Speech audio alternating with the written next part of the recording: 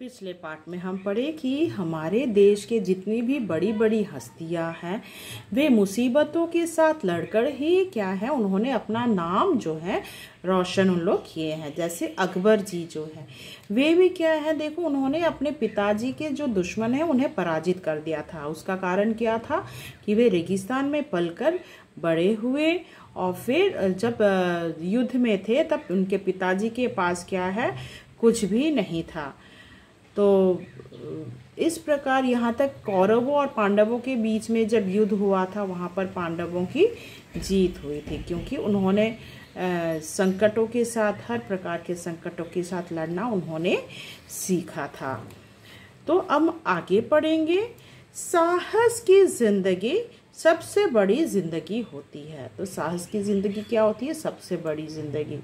तो जिंदगी में हमें क्या करना चाहिए? हमें साहसी होना चाहिए, साहस रहना चाहिए। ऐसी जिंदगी की सबसे बड़ी पहचान यह है कि वह बिल्कुल निडर, बिल्कुल बेखौफ होती है।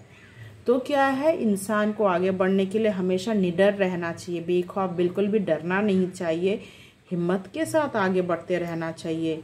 उसी को हम क्या कहेंगे? साहस की जिंदगी। साहसी मनुष्य की पहली पहचान यह है कि वह इस बात की चिंता नहीं करता कि तमाशा देखने वाले लोग उसके बारे में क्या सोच रहे हैं। जो साहसी होते हैं ना, साहसी मनुष्य कभी यह नहीं सोचते कि उनके बारे में दूसरे क्या बोल रहे हैं। उन्हें कभी भी किसी की परवाह नहीं होती, वे बस जिंदगी में आगे बढ़ते रहते हैं। जनमत की उपेक्षा करके जीने वाले आदमी में दुनिया की असली ताकत होती है और मनुष्यता को प्रकाश भी उसी आदमी से मिलता है। अड़ोस पड़ोस को देखकर चलना यह साधारण जीव का काम है। तो भाई आसपास के लोग क्या कहेंगे, ये साधारण इंसान सोचते हैं। भाई कहीं खराब कहेंगे, बुरा बोलेंगे, भला बुरा कह देंगे। तो यह कौन है? जो साधारण व्यक्ति है वे सोचते हैं। जो भी काम करने जाएंगे सोचते हैं ना बाबा नहीं करेंगे, पड़ोसी क्या कहेंगे। अगर ऐसी बात है तो वो क्या है? वह कायर है, वह जिंदगी में आगे नहीं बढ़ पाएगा। क्रांति करने वाले लोग अपने उद्देश्य की तुलना न तो पड़ोसी के उद्देश्य से करते हैं और न अपनी चाल को ही पड़ोसी की चाल देखकर मध्यम बनाते हैं। साहसी मनुष्य उन सपनों में भी रस लेता है जिन सपनों में कोई व्यवहारिक अर्थ नहीं है। तो साहसी मनुष्य जीवन के हर पल में क्या है, वह क्या करता है? रस लेता है। झुंड में चलना और झुंड में चरना यह भैंस और भेड़ का काम है। ठीक है, झुंड में चलना किनका काम है? भैंस और भेड़ का काम है। सिंह जो है मतलब शेर किसे कहते हैं? जंगल का राजा कौन है? शेर। वह तो अकेला चलता है, वो भेड़ झुंड में नहीं चलता। सिंह तो बिल्कुल अकेला होने पर भी मगन रहता है। तो क्या है, साहसी व्यक्ति आगे अकेला डटकर आगे बढ़ सकता है, उसे झुंड की आवश्यकता नहीं है। तो हमेशा अगर वो कहता है कि मैं दल के साथ रहूंगा तो वो कायर कहलाएगा। तो यहाँ पे शेर जो है देखो हमेशा अकेला रहता, मगन रहता है। अर्नोल्ड बेनेट, देखो यहाँ पे अर्नोल्ड बेनेट ने एक जगह लिखा है कि जो आदमी यह महसूस करता है कि किसी महान निश्चय के समय वह साहस से काम नहीं ले सकता, जिंदगी की चुनौती को कबूल नहीं कर सकता। तो कैसे लोग जिंदगी की कामयाबी को मतलब कबूल नहीं कर सकता? जिनमें जो लोग भी कोई भी कार्य में साहस नहीं जुटा पाते, मतलब हर काम में जब भी कोई काम करते हैं तो क्या है, उन लोग डरते हैं। ऐसे लोग कभी जिंदगी में क्या है आगे नहीं बढ़ पाते, वह सुखी नहीं हो सकता। ऐसा व्यक्ति जो हमेशा घबराता है, कोई भी चीज़ करने के लिए डगमगाता है उसका पाँव, तो क्या वह कभी सुखी नहीं हो सकता। बड़े मौके पर साहस नहीं दिखाने वाला आदमी बराबर अपनी आत्मा के भीतर एक आवाज़ सुनता रहता है, एक ऐसी आवाज़ जिसे वह सुन सकता है और जिसे वह रोक नहीं सकता। यह आवाज़ उसे बराबर कहती रहती है, तुम साहस नहीं दिखा सके तुम कायर की तरह भाग खड़े हुए।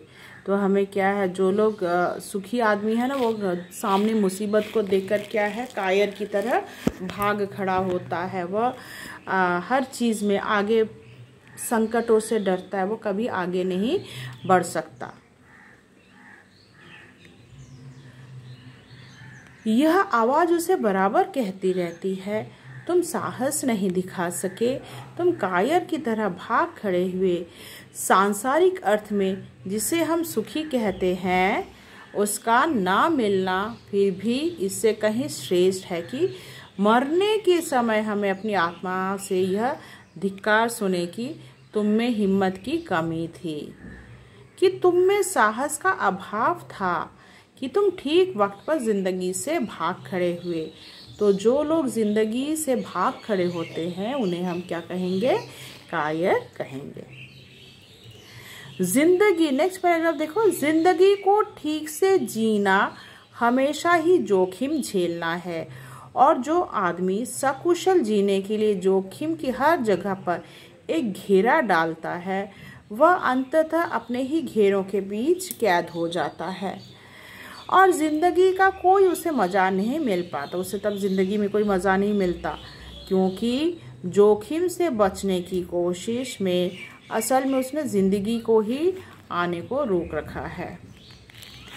जिंदगी में अंत में हम उतना ही पाते हैं जितना कि उसने पूंजी लगाते हैं। तो ज़िंदगी क्या है, हम जितना मेहनत करेंगे उतना ही हमें मिलेगा, उससे अधिक नहीं मिलेगा। और ये जो पूंजी है, मतलब हम अपने लिए जितना मेहनत करेंगे उसका फल उतना ही मिलेगा। यह पूंजी लगाना ज़िंदगी के संकटों का सामना करना है, उसके पन्ने को उलट कर पढ़ना है, जिसके सभी अक्षर फूलों से ही नहीं कुछ अंगारों से भी लिखे गए हैं।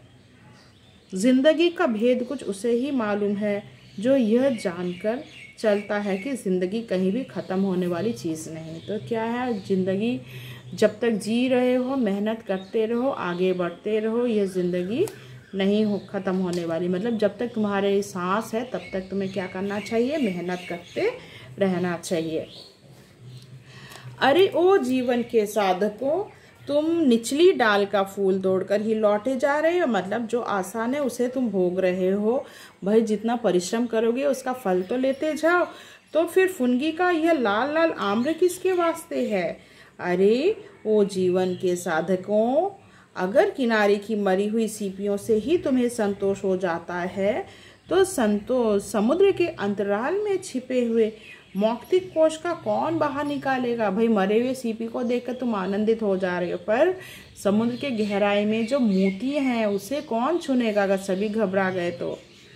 दुनिया में जितनी भी मज़े बिखरे गए हैं उनमें तुम्हारा भी हिस्सा है। तो जितनी भी मौज मस्ती करना है तुम्हारा भी हिस्सा, तुम भी मस्ती करो, बट उसके लिए मेहनत करो।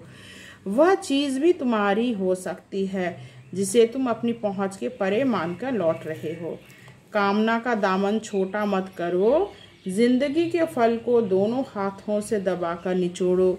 रस की निर्झरी तुम्हारे बहाए भी बह सकती है। तो इसीलिए क्या है, दूसरों को भी सुख दो। लेखक कहते हैं कि तुम अगर दूसरों को सुख दोगे, दूसरों को अगर संतुष्ट रखोगे तो तुम्हें भी क्या है, संतुष्टि मिलेगी, जीवन में आगे बढ़ने में सहायता मिलेगी। आशा करती हूँ ये कहानी जो है ये आपको समझ में आया होगा। तो इससे संबंधित प्रश्नोत्तर मैं आपको PDF के माध्यम में भेज दूँगी। धन्यवाद।